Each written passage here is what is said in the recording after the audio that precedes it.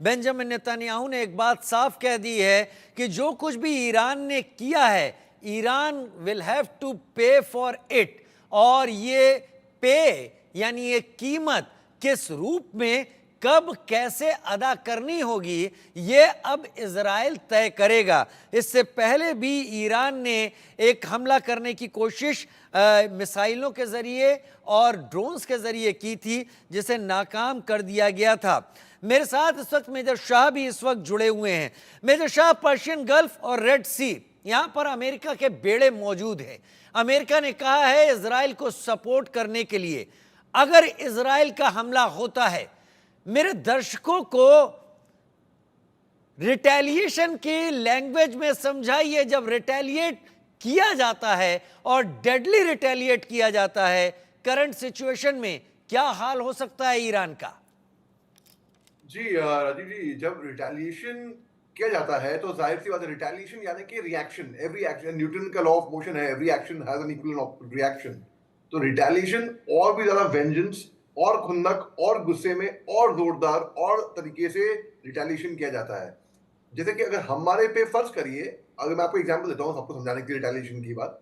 अगर हम पे कोई मारता है और हमें चोट लगती है, हम वापस लगाएंगे और तेज लगाएंगे, जितना हमको लगाया था उससे ज्यादा तेज लगाएंगे। तो इसमें कल जो है, कल रात को चौंक गए थे हम लोग, सब लोग, कि भाई अब ईरान ने एक्चुअली हमला करता है इसराइल पे। और शुरुआत में खबर आई थी कि 3 बेसिस पे के हिजबुल्लाह के भी 3 बेसिस, उसके बाद इसराइल ने भी रिएक्शन दिया है।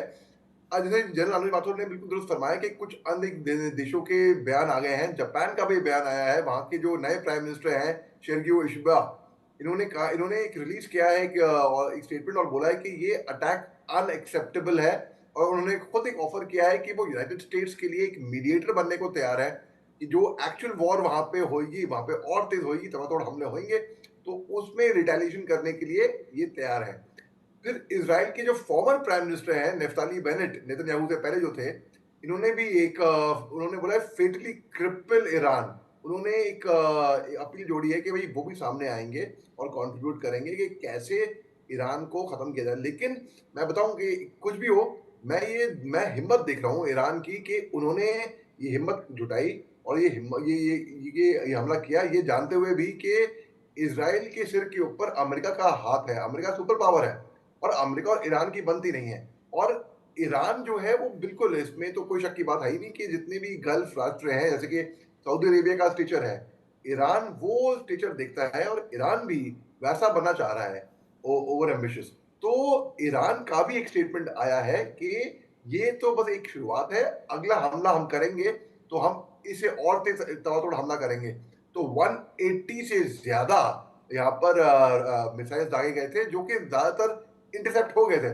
इसराइल का भी एक स्टेटमेंट आया है कि ज्यादा कोई नुकसान हुआ ही नहीं है, मतलब कोई कैजुअलिटी हुई नहीं है। वहां के एडमिरल साहब हैं, डेविस साहब, उन्होंने बयान दिया है कि कोई हमला वैसे हमले की वजह से ऐसा कुछ कैजुअलिटी हुई नहीं है। ईरान ने पहले भी इसराइल की सेंट्रल इकोनॉमिक जोन की तरफ हमला किया था। ये बता रहा हूँ आपको, मई के बाद की बात है, जब सीरिया के कंसुलेट के अंदर ईरानी रेवोल्यूशनरी गार्ड कुछ वहां पे मारे गए थे। तो ये हालांकि कंफर्म नहीं हुआ था कि ये इसराइल ने किया है हमला या किसने किया है, लेकिन ईरान ने जवाबी कार्रवाई करी, जो कि सिंबॉलिक थी और कोई कैजुअलिटी होनी नहीं थी, क्योंकि उनका आयरन डोम सिस्टम है, उनके कई सारे इंटरसेप्टर्स हैं। वो अपने मिसाइल वहीं पे रोक देंगे इसराइल। वो तकनीकी टेक्नोलॉजी में बहुत ही आगे हैं। तो जब रिटेलिएशन होएगा, जाहिर सी बात है, फिर इसराइल रिटेलिएट करेगी, फिर ईरान रिटेलिएट करेगी। इसको मैं और ज्यादा एस्केलेट होते हुए देख रहा हूँ। हालांकि अन्य देश हैं जो आगे आए हुए हैं इसको आगे बढ़ने से, लेकिन फिर भी ये बहुत ही पेचीदा बात है और ये बहुत ही कंसर्निंग बात है राजीव जी।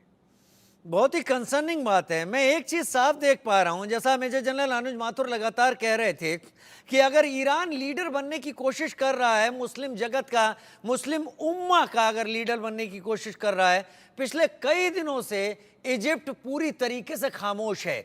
जॉर्डन इजराइल के प्रो है, क्योंकि पिछले अटैक के दौरान जॉर्डन ने कई सारी मिसाइलों को इंटरसेप्ट किया था अपने एयर स्पेस के ऊपर, जो ईरान ने यहां पर छोड़ी थी। सऊदी अरेबिया उसका एक अलग रुख है। पाकिस्तान मजबूर मुल्क है, किस तरफ जाए किस तरफ ना जाए उसके पास फैसला लेने का भी हक नहीं बचा है।